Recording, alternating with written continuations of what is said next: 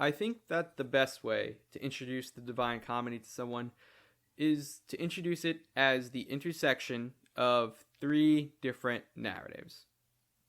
The first narrative being the classical mythos of the Romans and the Greeks.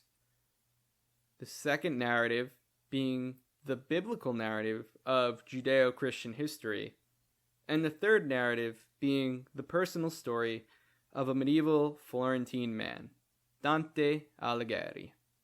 Our author and protagonist is trying to use a poetic exploration of the cosmos to capture and expose the truth as Roman Catholicism understands it. This poetic journey manifests itself as a pilgrimage, where Dante, from a point of lostness in his own life, is guided by Virgil through the depths of hell to the trials of Purgatory, where he eventually ascends to the higher levels of the Empyrean Heaven to reunite with his beloved Beatrice.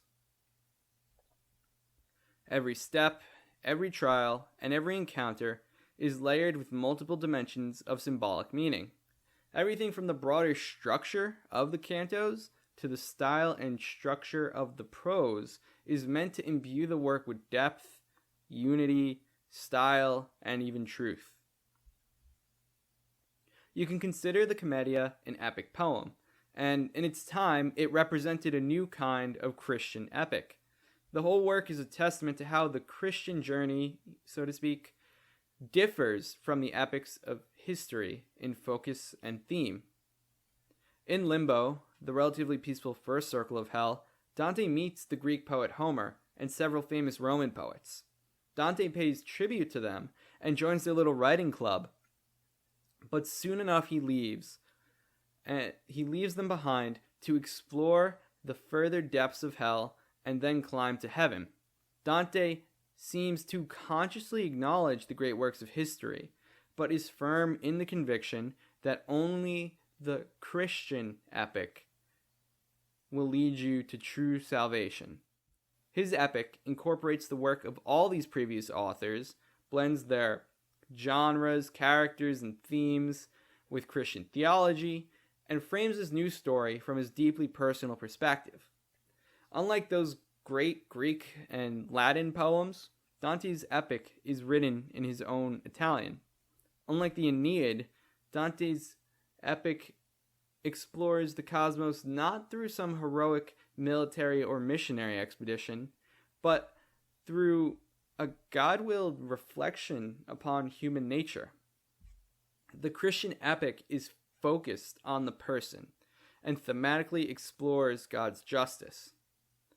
Dante wants to show the reader that in studying human nature, you are just as likely to encounter legendary heroes and historical titans as you are your own friends and foes. This personal, messy, yet oddly unified and genre-spanning introspection on human nature, which is so necessary to reaching the kingdom of heaven, is the new Christian epic, or Dante's Divine Comedy. This work is among the most meaningful books I have ever read. The greater structure of the work, the symbolic depth of every encounter, the way Dante explores human nature and how it interacts with justice within this brilliant imagination and this amazingly crafted Catholic paradigm. It's just beautiful. All of it. It's one of those works that every time you come back to it, you find something new.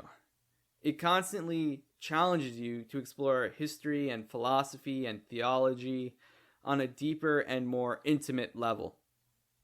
Maybe you'll be reading it one day and find some obscure allusion that prompts you to open the Bible or Google some weird medieval event. I often found myself stumbling into really funny classical myths, like all the stuff from those slightly not as mainstream, poets like Ovid and his Metamorphoses. And of course the Aeneid's everywhere, all throughout the work. Another cool thing about the Divine Comedy is where it stands in, I guess you could say, what people refer to as the narrative arc of Western literature. The idea that modern Western history or culture begins in Greece and then moves to Rome and then to England or wherever else you know people think they rule the world from, I guess.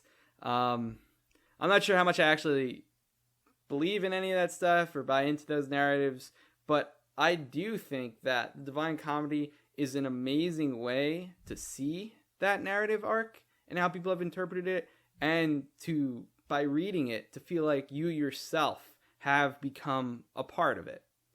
The work very consciously brings together revered stories from the ancient and medieval world and has a normal human being, well, I wouldn't say Dante's particularly normal or average, but a human being nonetheless, examine and interact with those amazing stories. It's practically begging you to do the same, to become a part of the story. Even though I've made sure to cover important works in my education like the Odyssey and the Aeneid, I was never one of those people who was obsessed with the classics, or specifically classical works. You are much more likely to find me reading Dostoevsky than Aristotle. But when Dante brings up these older ideas, they just hit different. I don't know. it just kind of works. I think the humanity of it is key. The human being navigating the cosmos. The metaphor of climbing. The metaphor of the pilgrimage. Viewing life as a comedy that explores nature. That explores morality and order. Or God's order. Especially for modern readers, this work has the potential to massively broaden your perspective on life. And another fun thing I like about that is that how the cantos are kind of these bite-sized pieces of wisdom. Don't be afraid to take this one slow. I struggle to read a lot, rather ironically. But the Commedia was just perfect for me because I can really enjoy reading something like a short poem or a short story, but I never had the endurance to sit through those longer works. And the way the cantos are just, a few pages long, like maybe 100 lines, and you can get a complete little story, something to sit on, to think with. It's perfect for the modern reader who just wants to get a little snippet whenever they can without having to feel like they need to chonk through chapters and chapters to get a consistent narrative experience. Another fun thing about reading it this way is it gives you a chance to reflect on what you read and examine how it applies to your own life in between each canto as you're reading the book. It will affect the way you think about justice, about family, about things like glory and desire and romance and love. It has so many cool sub-themes that are less talked about whenever people talk about the broader structure of the work, which is also amazing in and of itself. And reading it this way, again, will give you the opportunity to explore all those sub-themes and how they fit in the greater work as a whole. This book, it took me on a journey, man. It really just did. And I'm coming to you more at the end of that journey in the hopes that I might share a little bit of what I learned with you all. And maybe we can have some fun along the way. If I can bring even just a tiny bit of what I learned to you all, then I think this would have been a really worthy endeavor. this book, it just had a concrete impact on certain moments of my life. And I think it was always for the better. I hope that this book can help you too, and that we'll all have fun learning about it together. So, thank you very much.